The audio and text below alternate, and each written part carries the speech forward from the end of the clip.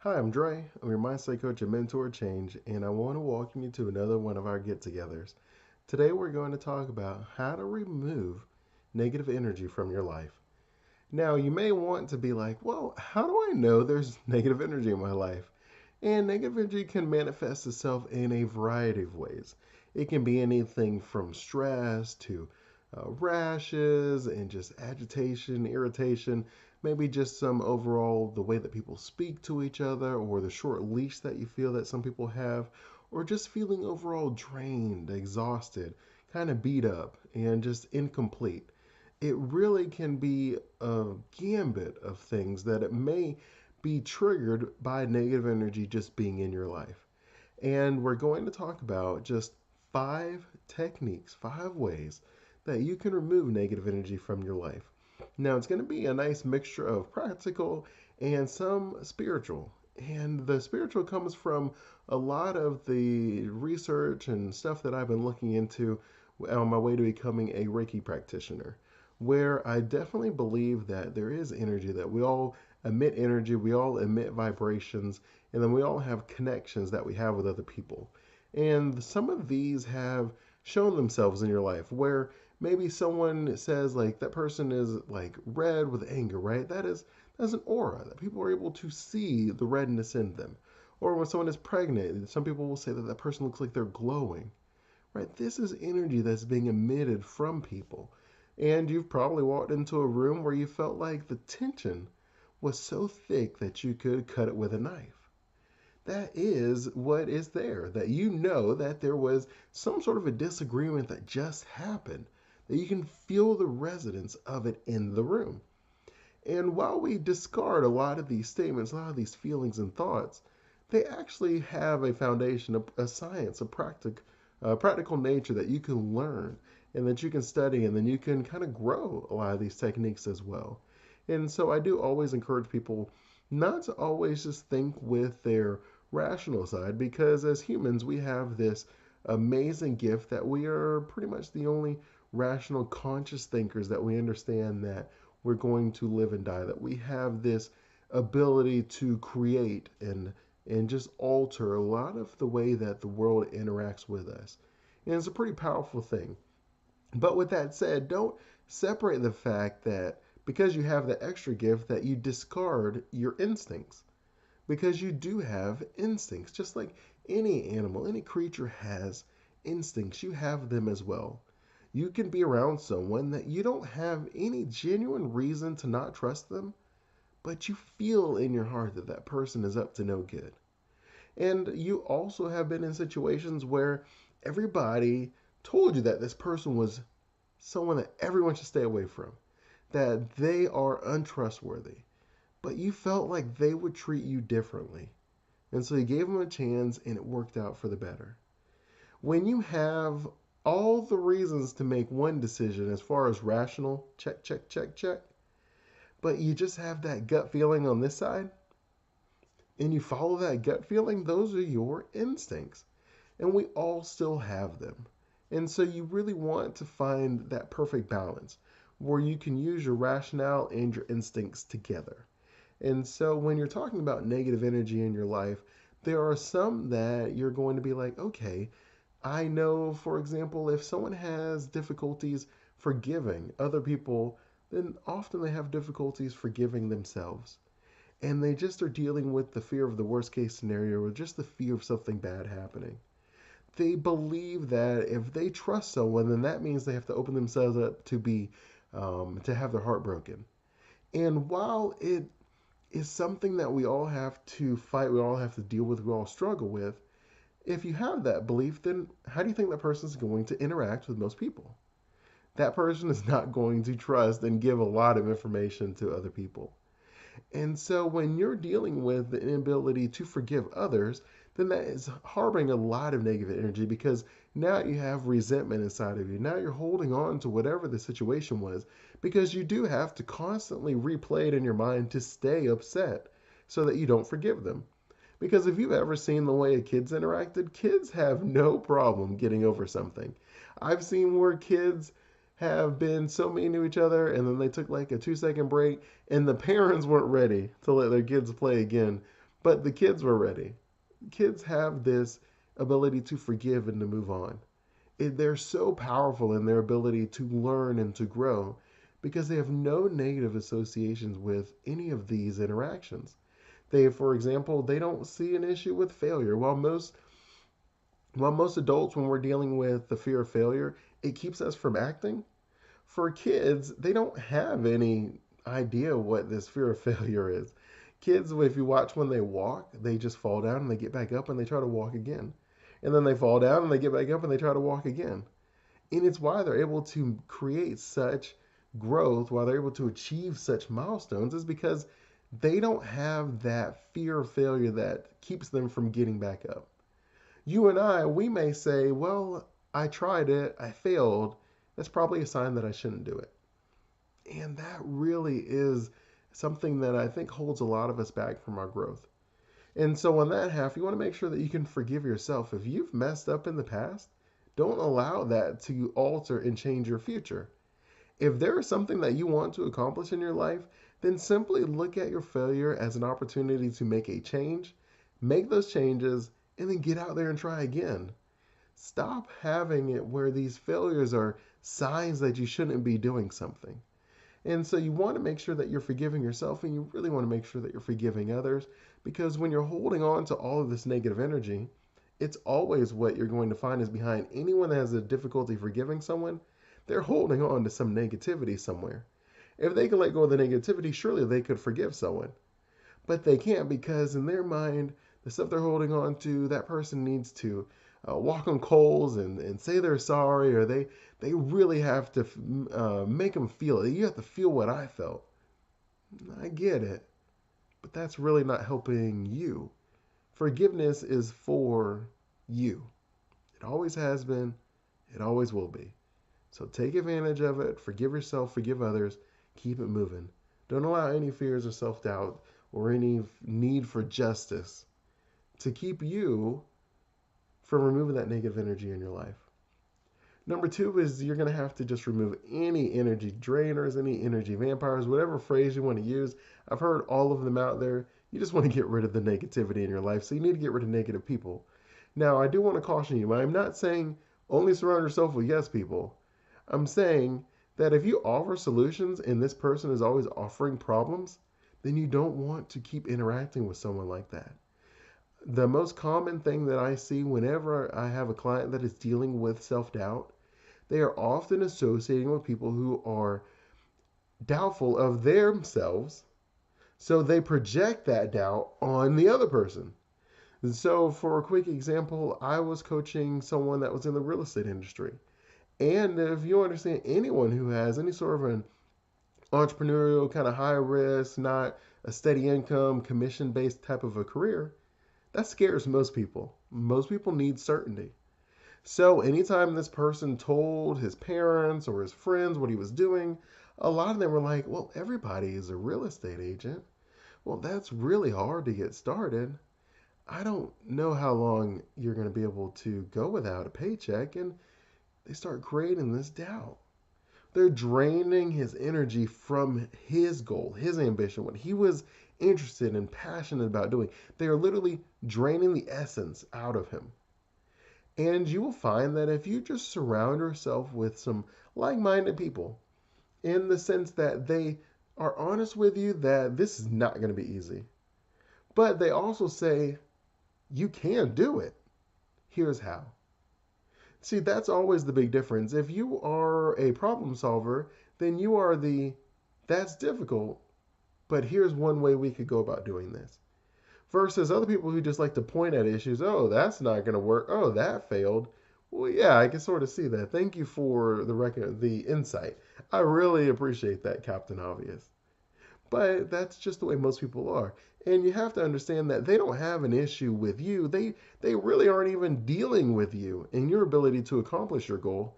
They're dealing with themselves and their inability to do so.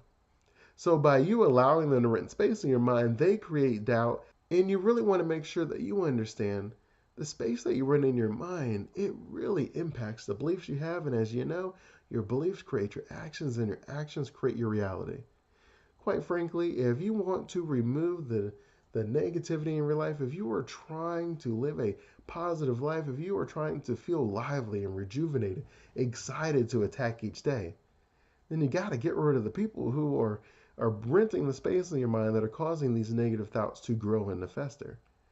And it may be people that you really love and care about a lot, but if they love and care about you, then they'll make the change for you too.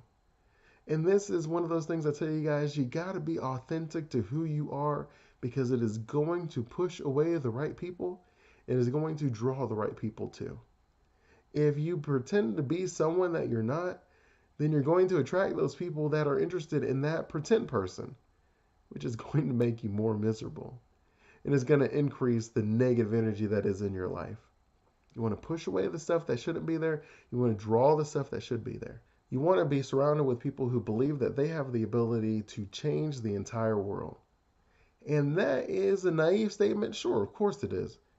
But I'd always rather be around someone who's naive and optimistic than someone who's realistic. And I don't exactly know how realism works, but I've seen enough things to know that if you do not allow your beliefs to hold you back, you can accomplish so much more.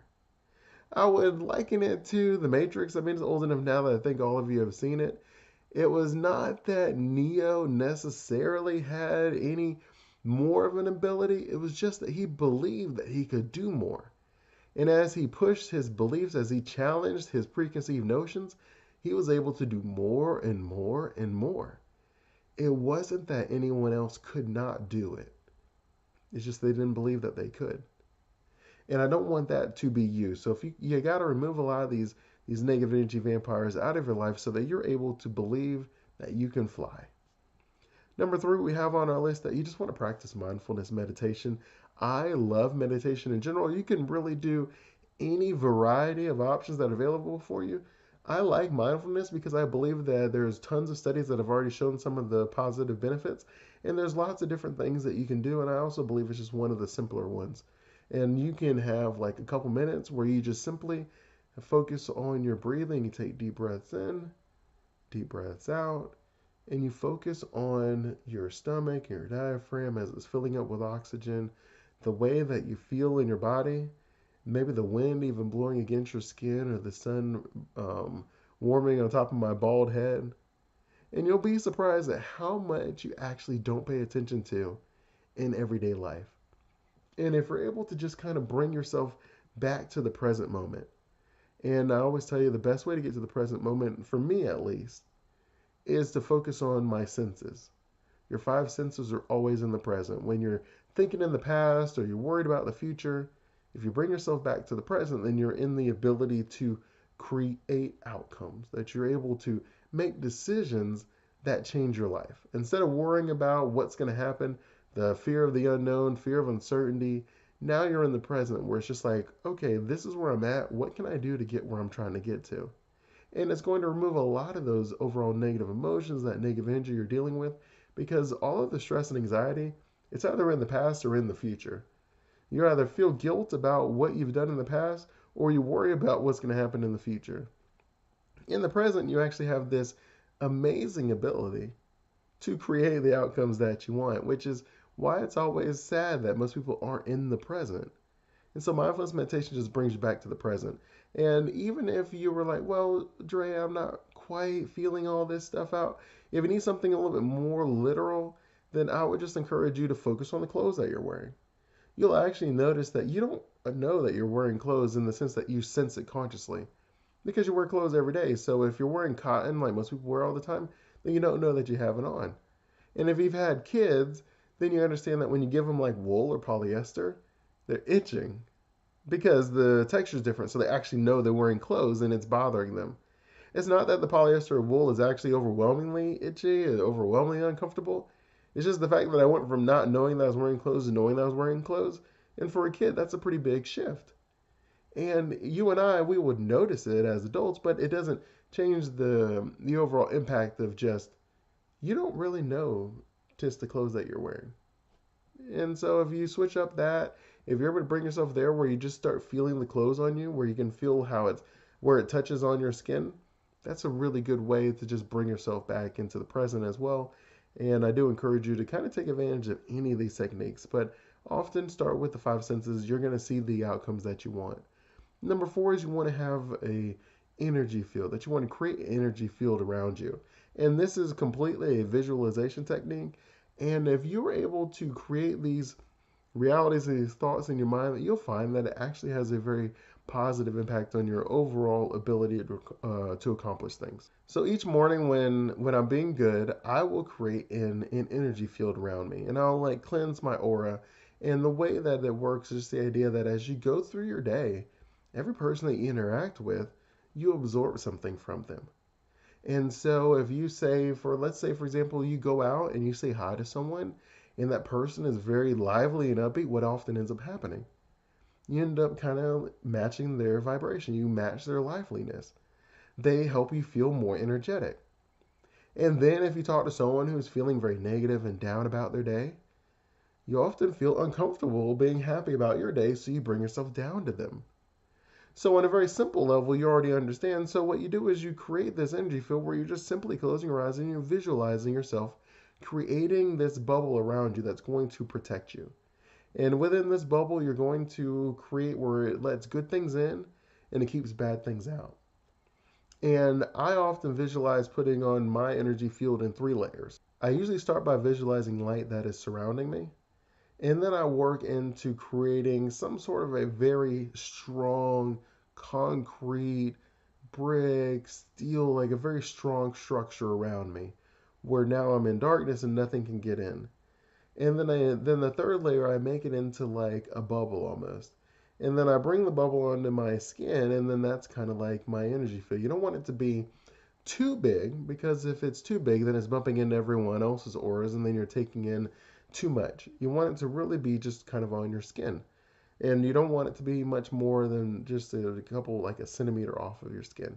As tight as you can visually put it on yourself. And then this is going to help you keep the aura that you start with. When you start your day, you feel great, you feel like you're going to attack the day.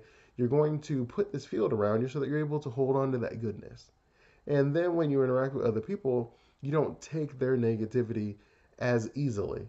And then you just cleanse your aura at the end of each day. And if you put the energy shield on each morning, you cleanse your aura, just wipe it off like it's dirt. You just wipe it off visually. And, I usually do a physical within the visual so that I'm able to just kind of make it easier for myself to visualize it. But you really want to put the aura on, or put the energy shield on each morning, wipe it off each evening so that you don't keep any of these interactions with other people. It's just the idea that if you're going to be surrounded by different people, you want to make sure that you don't allow that to hold on to you too long. That you want to be the energetic, the lively, the joyous person that you are as frequently as you can. And number five, we have you just want to relax with some music. And I encourage you to play like high vibration, high energy music because there's tons of studies on music. So I don't really have to go into a lot of it. We played music next to my wife's belly when we were pregnant because there's studies that talks about the benefits of kids listening to classical music in the belly. There's studies that talk about everything from the music you have in meditation to music that people use to fall asleep to music that you can play while you study. I mean, if you think about it, it's there. And music is a powerful tool to set a mood, energy, and vibration. And so I just encourage you to find some music that you like and almost think of it like your mantra if you want, because you can anchor music to where you're just like a baseball player in the sense that they have music that comes on before they go up to bat. They have music before they go on the field, before they pitch. And if you're able to build enough positive emotions, enough positive actions within that kind of a theme song, anytime you play that song, it's just going to shoot all these positive energy, all these positive thoughts to you. That's going to bring to your mind all the stuff that you've done to this song. Just think of like your wedding song or your high school graduation song or the song that was played at maybe your kid's birthday party. Just think of any song that has meaning to you and how you feel when you play that song. And when you play that song, it's like it brings such good feelings for you. And that's kind of what you want to do. You want to create that anchor consciously, and you want to make an effort to do it where you just play certain songs each day and they help you feel good. And then you do good things when these songs play. So it's reinforcing that anchor. So every time you play the song, it brings all these positive thoughts into you. and you just feel really good. And these 5 techniques, you're going to find that they're pretty simple, but they're pretty powerful as far as you being able to just remove that negative energy from your life. And I always encourage you, if you have any questions or thoughts, you always can reach out to me. We have a free membership site. Just go to the letter U, forecasthope.com. That is again U, forecasthope.com. Sign up for a free membership. There's a community already in there, lots of free content. And you can just ask me any questions you have. We also have Instagram, Facebook, all those other social media platforms. So you could just follow us as well, even on YouTube if you like. I'm always available. If you want to email me, sure. Andre, that's UNDRE, Andre at forecasthope.com. I love to hear from you. I'm always here for you guys. And I just want to always thank you for our time together. I am truly grateful for you taking the time to listen, to comment, to share the videos. And I'm very thankful always for all that you guys do. Until next time, continue blessings on your journey to become the champion of your dream life.